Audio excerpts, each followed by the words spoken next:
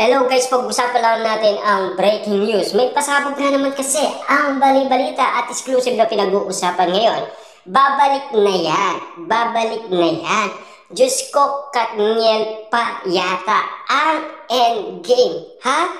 Ay, yan kasi ang sinasabi ng karamihan.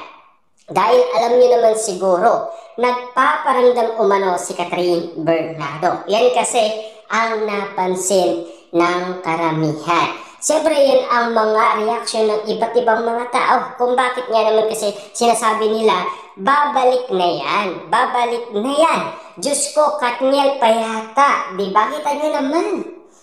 Meron pa talagang comeback na titirang pagmamahal sina Daniel Padilla at Catherine Bernardo. Na alam nyo naman siguro, kahit na sabihin man nila, ay meron pa rin silang feeling sa isa't isa.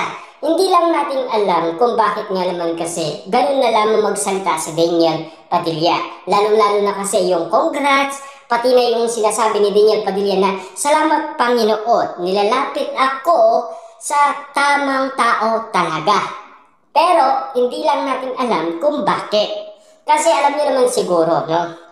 Kung bakit sinasabi yun ni Daniel Padilla. Kasi nagpasalamat siya sa Panginoon kasi nilapit siya doon sa pwedeng maging successful ang kanyang career sa showbiz. Tulad na lang ng kanyang project na Incognito. Kasi ang mga nakasama niya may iba't ibang tulong na ginawa kay Daniel Padilla. Kaya nga naman kasi ang sinasabi nila na talagang mas supportive ang binibigay ng iba't ibang cast tulong umano kay Daniel Padilla. Kasi alam niyo naman siguro, first time ni Daniel Padilla maging action star. At lalong-lalo na, nagulat umano si Direk Cathy. Kasi paliwanag ni Direk Cathy, super galing talaga ni Daniel Padilla. Pinatunayan talaga ang kanyang sarili na meron talaga siyang ibubuga.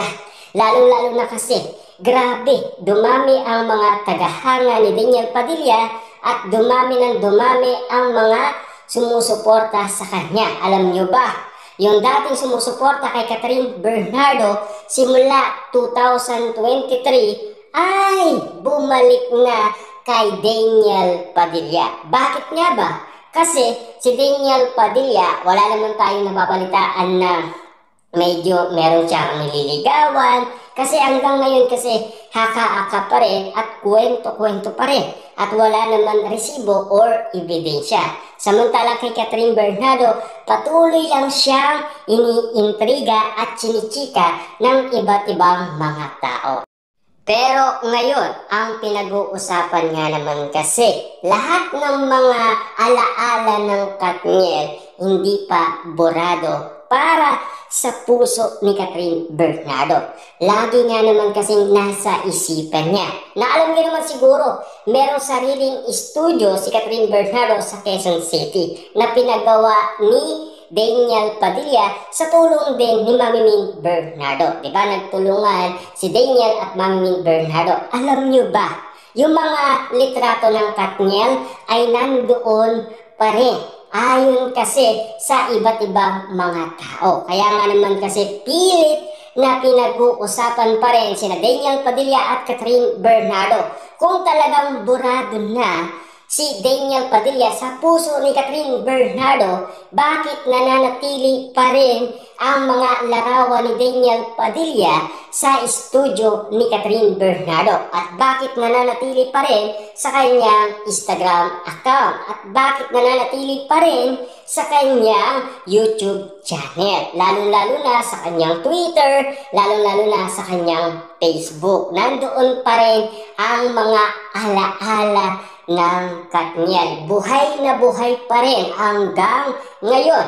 Lalong-lalo na kasi kay Daniel Padilla, nandoon pa rin ang alaala nilang dalawa. Hindi talaga nila kayang kalimutan ang mga nangyari sa kanilang buhay pag-ibig. Lalong-lalo na kasi, siyempre, alam niyo naman siguro, pinag-uusapan na sana umamin na sila sa isa't isa.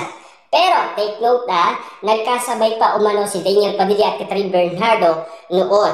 Kasi ganito ang nangyari naman kay Daniel Padilla. Lalay detector test siya at inamin niya na ini-stalk niya pa rin si Catherine Bernardo. Lalo na, si Catherine Bernardo, inamin niya na meron pa rin siyang pagtingin kay Daniel Padilla. May kasamang luha ng pag-ibig. Kaya nga naman kasi nahihirapan pa si Catherine Bernardo. Kaya wala pa rin closure sa mga nanliligaw sa kanya, di ba? Kasi alam niyo naman siguro, madali na lang iyon kapag girlfriend mo na ang isang tao. Madali mo na lang siyang ma-flex. Kaso nga lang kasi, inala kasi ng karamihan.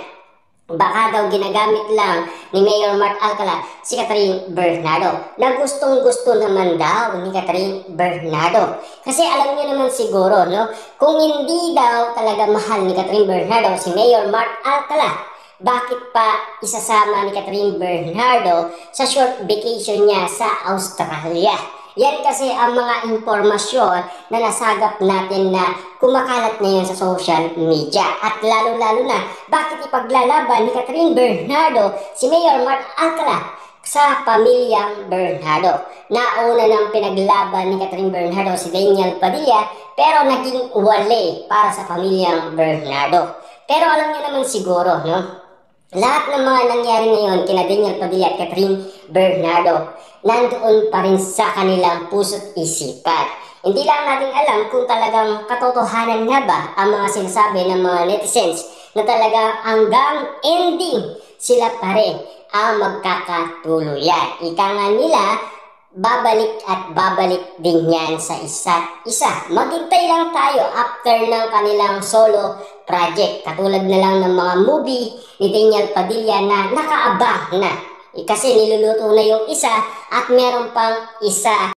Dahil sa isang movie ni Daniel Padilla, kasama niya ang matalik niyang kaibigan, walang iba kundi si Sanjo Marudo. Samantalang si Catherine Bernardo, niluluto na rin ang kanyang movie na Elena 1944. Samantalang mauuna muna para sa project ni Catherine Bernardo ang teleserye. Hindi lang natin alam kung magtatagal ang kanyang teleserye. Diba? Kasi pinag-uusapan na yan. Diba? Malaking pasabog daw ang nasabing teleserye ni Catherine Bernardo. Ayon kasi sa mga usap-usapan sa social media.